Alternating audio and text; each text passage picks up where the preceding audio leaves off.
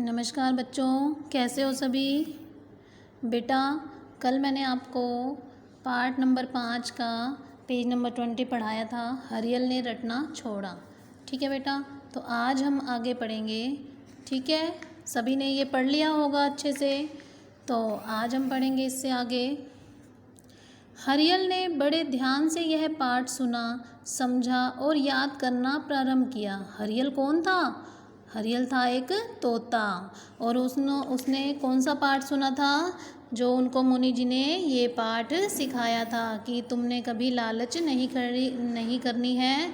कभी कोई शिकारी छिपा हुआ हो और तुम पर वो जाल बिछा दे, तो इसलिए उन्होंने उनको समझाया कि कभी हमें लालच नहीं करनी है। तो हरियल ने यह पाठ को बहुत ध्यान से सुना, समझा और याद भी किया। प्रतिदिन प्रातः यानी कि सुबह एवं सायं यानी कि शाम को, हर रोज़ सुबह और शाम को अब यही पाठ दोहराता। अमरूद कुतरते कुतरते भी यही पंक्तियाँ याद करता रहता। इस प्रकार अभ्यास करते करते कई दिन हो गए। एक दिन हरियल मुनि जी के पास आया। अपने पंखों को फड़फड़ाते हुए, सिर झुकाते हुए मुनि से बोला, मुनि जी, मैंने पाठ याद कर लिया है। हरियल ने पूरा पाठ मुनि जी को सुना दिया। मुनि जी ने हरियल से कहा, शाबाश, अब तुम दूसरा पाठ याद करो। तो दूसरा पाठ क्या था?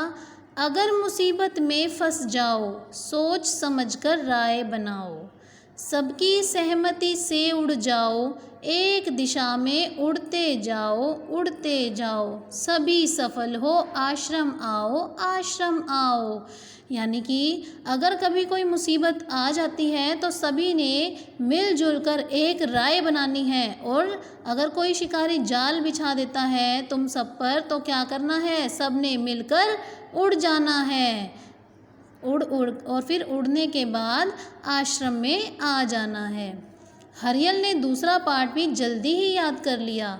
पाठ याद करके मुनि जी के पास पहुंचा, प्रणाम किया और कहा, मुनि जी, आपका दिया हुआ दूसरा पाठ भी याद कर लिया है। मुनि जी ने फिर शाबाशी दी और कहा, हरियल, तुम बहुत अच्छे हो, जाओ अपने साथियों को भी दोनों पाठ याद कराओ। क्योंकि सबसे पहले हरियल ने ही दोनों पाठ याद कर लिए थे, तो इसलिए उन्होंने हरियल से कहा कि अन्य साथियों को भी तुम यह पाठ याद करवाओ। हरियल यह सुनकर तेजी से उड़ा और बरगद के विशाल वृक्ष पर जा पहुंचा।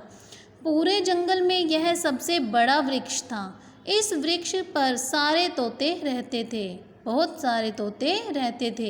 हरियल ने मुनि से सीखा पाठ, जो मुनि से सीखा हुआ पाठ था, सभी तोतों को सिखा दिया।